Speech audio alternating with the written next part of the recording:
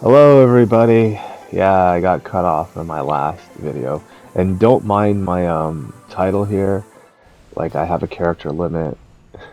Blacks. I wanted to say black people, but it won't let me. So I had to, do with that title. I'll obviously change it in the YouTube version. But I kind of rambled about like the recent drama without going too much in depth with like the whole aspect of their entertainment industry being like, I wouldn't say possibly hijacked. It's obviously hijacked, but also like constantly being bashed for its excessive masculinity. So let me give you an example, right? Back in the day, and this was before I was born actually. Eddie Murphy did a comedy special, and he said a bunch of things, right? That today it won't slide, and it's a sharp contrast to how black people acted and were treated back in the day. Because he was a huge movie star, but today he's like canceled, I guess. Like he's still around, obviously, but it's like more or less he's like he's there, but he's not. But whatever, right? And I bring him up because I kind of feel as if he avoided the whole um like clause of the industry, if you will. Because like he never really portrayed himself too much as like, a very homo erotic, like gay friendly character. Like he was just a man playing his roles in movies and stuff. However, nowadays it is very usual for black people to be like accepting of it. Like, let's say the God of War voice actor, the actor who plays Doctor Who, um, these like movies that have come out. I think it's called Moonlight or something. Just like various actors. Like, there's this one movie. I just like remember as just being like, what the F, right? Like, what is the point of this movie? And I think it's called The Eternals, and it's just like putting people in the movies to like check boxes and stuff. Like I never really understood like the whole dynamic. Um, we're just gonna excuse me, have these people in this movie for the sake of making certain minority groups feel comfortable, right? And I think like the biggest tell of how bad it has become was the interview that Dave Chappelle did, where he was like, making multiple millions, right? He was just superstar like status on Comedy Central, right? And I don't know who exactly he was talking to, which executive, but the conversation basically like broke down into him, got you have to wear a dress, Dave. You have to wear this dress, and like, no matter how many times he said no, no matter how many times he like, tried to steer, the subject away to do his thing. He was like a comedy genius. Like he doesn't need to do this two-bit, wear a dress, clown. Like like people call it a humiliation ritual, right? And like I think we've seen some of that with like The Rock and some other like Hollywood actors. So it's not like limited to just black people, but I'm like, you know what I mean, right? Like, oh, by the way, The Rock is also partially black, so never mind. But like, you know what I mean, right? Like the humiliation ritual, as it is called, just yeah, you can't escape it apparently. But like in the case of like Dave Chappelle, he went crazy. No, he didn't go crazy. He just like ran to Africa didn't want to like deal with his like, executives or whoever was asking him to do that. And then he went off the radar for so long. And when he eventually came back, right, like the whole world was different. He couldn't even do like a quarter of the jokes he used to do back in the day. And even when he tried to, like people will call him out on it, right? Like the whole like trans community, whatever, right? Like he could never make anybody happy, even though he wanted to like, say the right things, do the right things. Inevitably, he, fell victim to this, kind of culture war, if you will. And then I touched on it, but I have to go into more emphasis because of all the recent discoveries about, this Puff Daddy, this guy who's been influencing, the black entertainment music industry for decades, at least 2 decades, at least. And that's pretty significant. So when we're dealing with like, this word called black fatigue, exactly how much of that is the fault of black people, versus individuals who just happen to be black and then they have like a bunch of other friends and whatever. Like the things that he was into and the fact that he was like, so abusive and able to like, maintain his like fame and fortune for so long. That's what the fatigue is. Like it's the ability for a bunch of people who have no like there's no checks and balances on it, right? Like you can argue that like, some, communities, some areas also have that, but I think it's mostly to do with like, you know, control, right? Whereas like you're always going to find people who can't pay their way to get out of the justice system. Like, they're always going to be like, okay, you did something wrong. We know who you are. You know, you better not do it again because we know who you are, type of thing. And like, this is just recent. Puff Daddy, and then like before him was R. Kelly, and now I gotta talk about this. It's kind of hard because back in the day, I dyed my hair like dark blue. I think my display picture still shows it, so that's like me 3 years ago, or 4 years, maybe a lot more. But like,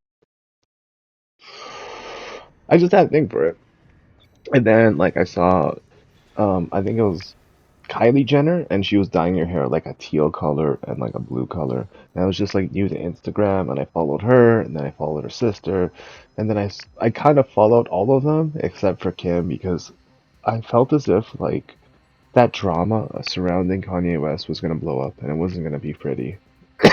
Like, Kanye West was like this type of guy who seems to have like a mental disposition, and like no matter how hard you can try to like, talk to the guy to understand him, like he just seems so distant.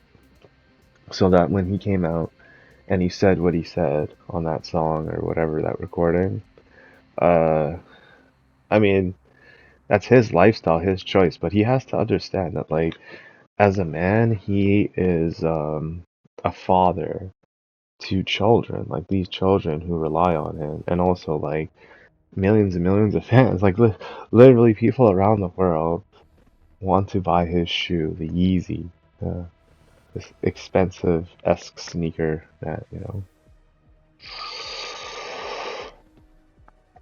I mean, I haven't really looked into it, but sneakers, right? So he's like a cultural icon, and for him to just let everybody down collectively, because like I said, like there's nothing really wrong necessarily about being homosexual. It's just that when you take the position of a de facto representative of said culture, right, through like media, clothing, you know, possibly other things, like he's on the TV, he's famous, he's in like what do you call it, the Met Gala. Let me talk for a second about Met Gala, dude. Okay, and no hate, right? Because I like fashion too. I like being flamboyant, but like sometimes, maybe just it's a little bit too much, and you gotta chill the fuck out. Like, yeah, Met Gala is cool and all, but like it's just taken a little bit too far, and then like people take themselves a little bit too seriously, and it's like one of the more darker aspects about the whole like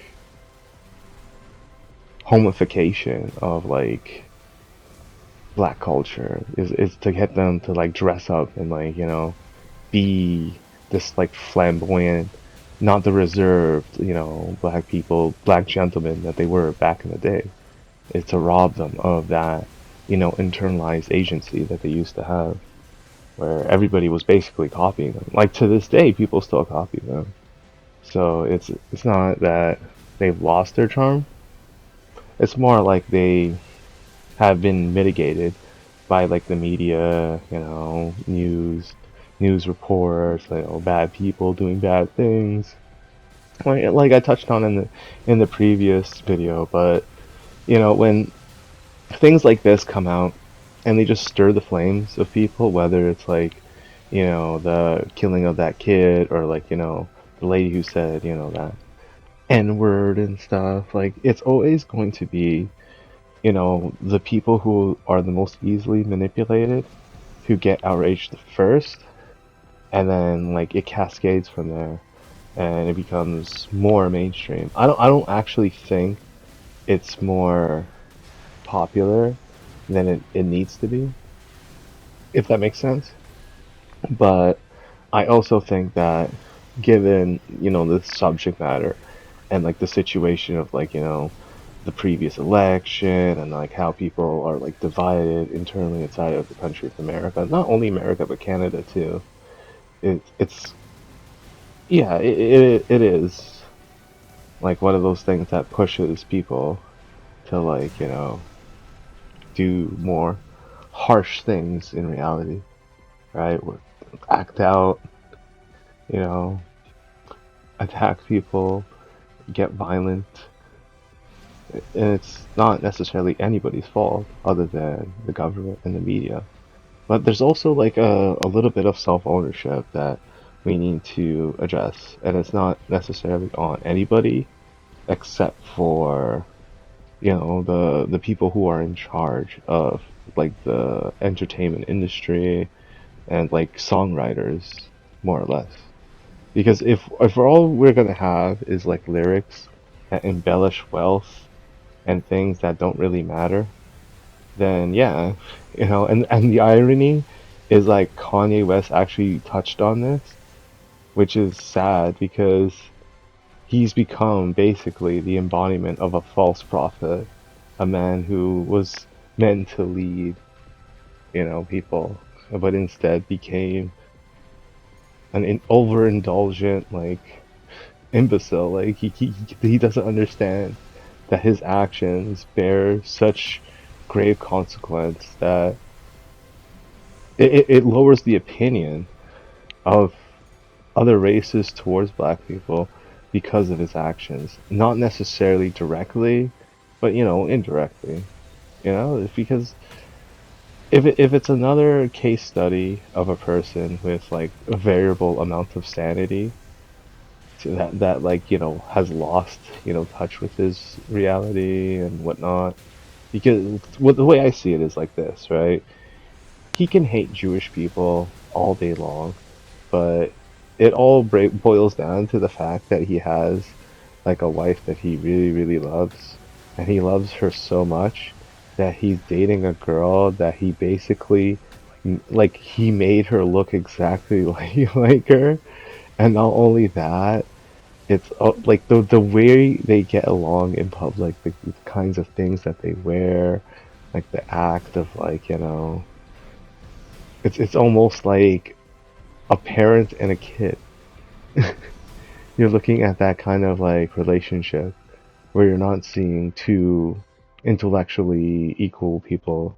You're just seeing like, maybe a young supermodel, infatuated with a multi-million-dollar rapper who has a tangibly, very slim grasp on reality, and he's bringing down the house, so to speak. And all of his actions only exacerbated, you know, all the hatred against Jewish people and white people alike. It just seems so instrumental. Like he probably wanted to like get back at the guy who he thinks stole his wife, but inevitably, like all he was, I think he was just like a tool for like the corporate media who hated Trump, right? And he loved Trump, which is ah, damn man, doesn't it suck? Not just him, but like what's the other guy? Nick Fuentes. What kind of name is that? Okay, I'm sorry if your name is Fuentes. I'm sorry. I just hate that guy. He's such a douche. Because like first of all, like yeah, whatever. You could be a white supremacist. That's your own beliefs and stuff, but you're gonna be representing like a cause. And then like you have this like fetish for like boys who dress up as girls and cats at the same time, and like some sort of anime hentai type of I don't know, man. The, the people, some of them who are like in American politics, they're very, very weird. But like, they're the worst representatives of like the right wing cause. They're just empty, hollow people with like lots of problems, and they want to be like hated instead of loved because they know that they really deep down inside they don't have a lot of likable traits to them. Like Kanye can be like, a talented rapper and stuff, but inevitably, like you have to like, sit down and talk to the guy once in a while. And like from what I've seen, he just doesn't seem like, too nice of a person to talk to. And you have to understand, like this is the entertainment industry. These people have shook hands with, Drake and like, everybody. Drake. Like, and they're all weird. They all have this like weird hidden story history to them, like this sort of like secret life that they all live that like unfortunately affects the race in adverse ways. Like they like to perpetuate violence, they like to perpetuate just dangerous lifestyles for absolutely no other reason. Like do you think like you'll ever have like a bunch of black rappers rapping about like I guess surfing or something that like I guess wouldn't be too dangerous? Maybe one day, but I just see them as being used instrumentally to like perpetuate like a cause against like pretty much everybody, right? So like you notice how they have like a extremely strong affinity to like let's say football, basketball, like games, sports, all that, like halftime shows, and they'll just have like snippets of songs now just playing regularly. And then you have like TikTok, all the people just basically perpetuating the demise and the ultimate societal like decay and breakdown, which is sad because it's like it's not necessarily bad, right? Like it's entertaining music, but if that's all that it is, like when taken on face value, it is going to be the end of like black culture and the beginning of like a corporate you know paid culture that like is run by nefarious people that ultimately I don't think they really like black people all that much. If like they're gonna just dehumanize them to such a level and extent that they're just tools for violence and like they aren't reasonable people and they aren't to be respected and like it's the easiest thing to say that someone you disagree with you don't like is like racist because they like they might be perceived as having black fatigue when addressing issues with individuals. But that is like the very essence of their tool set that the left will use against everybody to just say, yeah, you're racist for addressing issues that I don't think anybody really wants to talk about. But anyways, thanks for listening to me. Take care.